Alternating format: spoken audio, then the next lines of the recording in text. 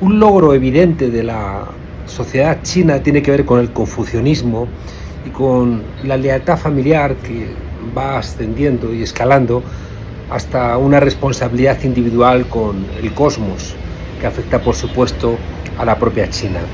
La lealtad de los ciudadanos y ciudadanas chinas a su familia es muy relevante porque implica un sacrificio personal y una lógica de continuidad, de cuidado, una red bien trenzada de apoyo mutuo que está detrás del éxito de esa sociedad.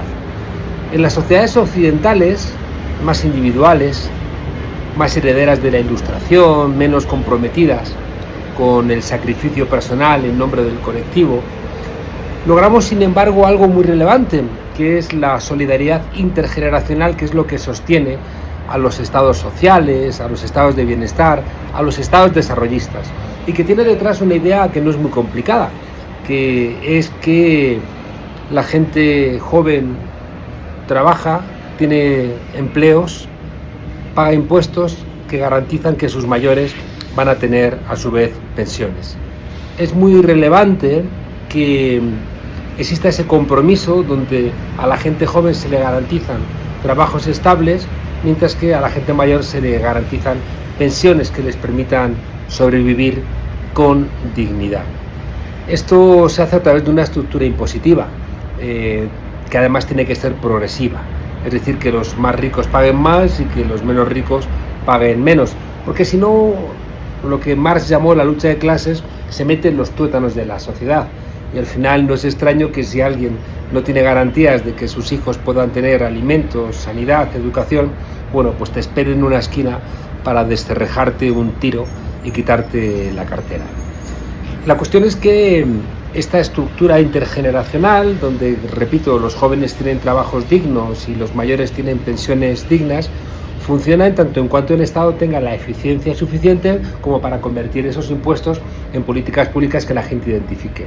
Y estamos viendo que en muchos sitios no es así, por 4 o 5 razones que se repiten constantemente y que constituyen uno de los elementos centrales contra los que tiene que luchar un gobierno progresista. El primero y más evidente es la corrupción. ¿Cómo la gente va a estar dispuesta a pagar impuestos si alguien luego se lo está robando ese dinero porque tiene un puesto en alguna instancia de la administración? Esto es directamente intolerable. Es el lubricante del sistema, no nos engañemos. Una parte importante de la derecha juega a los gobiernos representativos, esto que llamamos democracia, porque se coloca en esos huecos y desde esos huecos roba. A veces incluso roba legalmente. Pensamos en el caso de México en el FOBAPROA, pensamos en España en la amnistía fiscal, pensamos en el rescate bancario, es decir, buscan fórmulas para robar y que encima sea legal. Bueno, en el caso de España tenemos el rey emérito que tiene que estar fuera de España precisamente por eso, por la cantidad de dinero que se robó y encima con la inmunidad que le daba la Constitución, que se hizo de la ley a la ley, es decir, desde el franquismo a la democracia. Pero bueno, esa es otra historia. Decía que la corrupción es un elemento que cuando la gente lo identifica como algo realmente extendido en nuestras sociedades, les lleva a desconfiar de los impuestos y por tanto empieza a alimentar el discurso de la derecha de ¿para qué pagar impuestos? Otro tanto ocurre cuando tienes la sensación de que los servicios públicos no funcionan, cuando el transporte no funciona. En el caso de España ahora está habiendo muchos problemas con los trenes, pero en otros lugares no es que haya puntualmente en vacaciones problemas con los transportes, es que no funcionan nunca los transportes. Si en la revolución soviética se hizo del metro de Moscú un emblema de cómo tenían que ir a trabajar los trabajadores y trabajadoras en circunstancias de enorme respeto, en otros lugares, en las grandes capitales latinoamericanas, pues todo el mundo, aparte de la jornada laboral, que mínimo es de 8 horas, a menudo tienes que añadirle otras 2 o 3 horas más de transporte para ir al lugar donde prácticamente vas a dormir. Por tanto, si el transporte no funciona, ahí tienes otro elemento esencial para desconfiar de lo público. ¿Qué decir de la vivienda? Porque hubo un momento, sobre todo en la construcción de los estados sociales, donde la vivienda pública era un elemento central de la redistribución de la renta, que hoy ha desaparecido. Y encima con una trampa, y es que hay gente que cae en esa mercantilización de la vivienda para obtener algunos pequeños ingresos y que alimenta un sistema que al final va a encadenarles, si no a ellos, a sus hijos o a sus nietos, a malvivir por carecer de una vivienda. Otro elemento donde si falla el Estado al construir vivienda pública, también a la hora de regular, para evitar Airbnb, para evitar esa mercantilización de un bien vital como es la vivienda, pues genera suspicacias sobre para qué pagar impuestos. Otro elemento absolutamente evidente son las catástrofes. En México tuvo que ser la ciudadanía la que se echó a la calle en la Ciudad de México para ayudar a los damnificados por el terremoto, porque ese estado del PRIAN ni se le esperaba ni estaba. En España ahora mismo con los incendios pues ocurre algo similar. El Partido Popular, que durante estos años ha hablado de despilfarro al pagar bomberos, que no ha querido invertir en lo que no veía en el corto plazo como útil, como limpiar montes. El Partido Popular, que niega a su vez el calentamiento global y por tanto no tiene esa perspectiva de que hay que prevenir para evitar este tipo de realidades, pues deja a la gente a su suerte y por tanto toda esa gente damnificada, que a saber cuándo van a recibir ayudas por el desastre causado. Si fuera por el Partido Popular, seguramente nunca. Con el gobierno de Sánchez, habrá que esperar que realmente existe ese compromiso, pero mucha gente va a decir, ¿para qué pago impuestos si luego nadie me ayuda? Es como si invirtieras en una pensión y cuando tienes que cobrarla te dijeran, no le toca. Ya digo que detrás de toda esta lógica de los estados sociales, la solidaridad intergeneracional es esencial. Y ese es el corazón de lo que quería transmitirles. Creo que las familias vuelven a tener una obligación.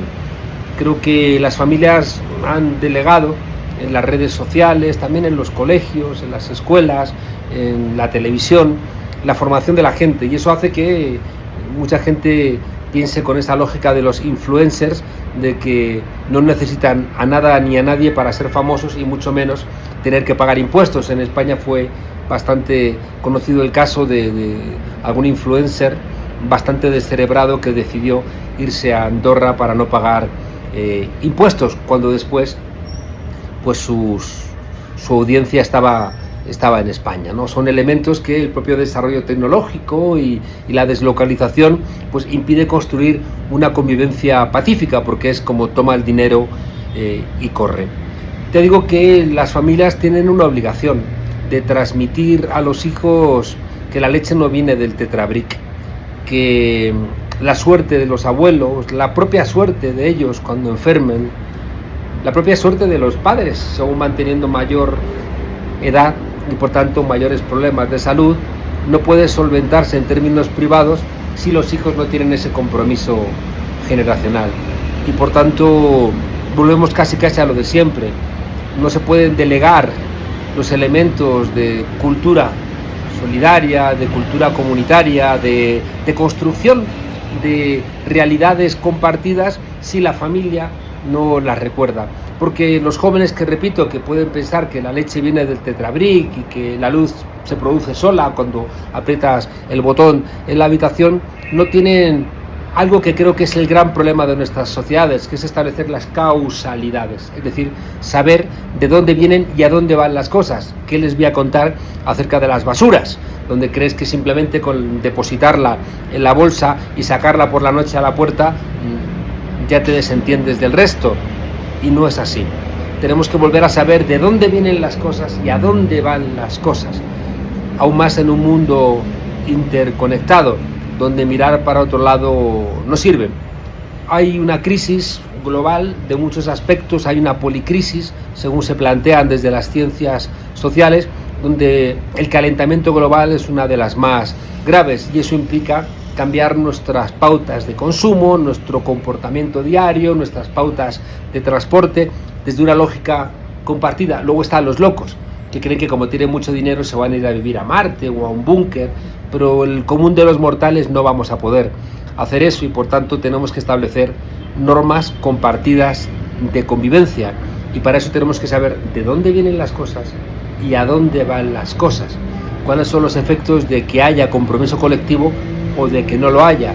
Entender que el mercado funciona solamente para los que pueden acudir al mercado y que desde que el mundo es mundo nos hemos dotado de estructuras comunitarias que en el caso europeo las perfeccionamos con el respeto a los derechos individuales, pero que son la garantía de la convivencia pacífica, precisamente la que se está rompiendo ahora mismo cuando toda esta policrisis desbarata este modelo, donde además mucha gente no entiende los peligros de ese desbaratamiento, porque ha perdido las causalidades, ha entendido mal el mensaje libertario y en vez de entenderlo como la clave de la disolución de nuestras sociedades, lo entiende como una posibilidad individual de ser famoso, de tener mucha plata, de tener mucho dinero e imponerse sobre los demás, que son elementos, ya digo, que generan la base de nuestra disolución social. Así que, repito,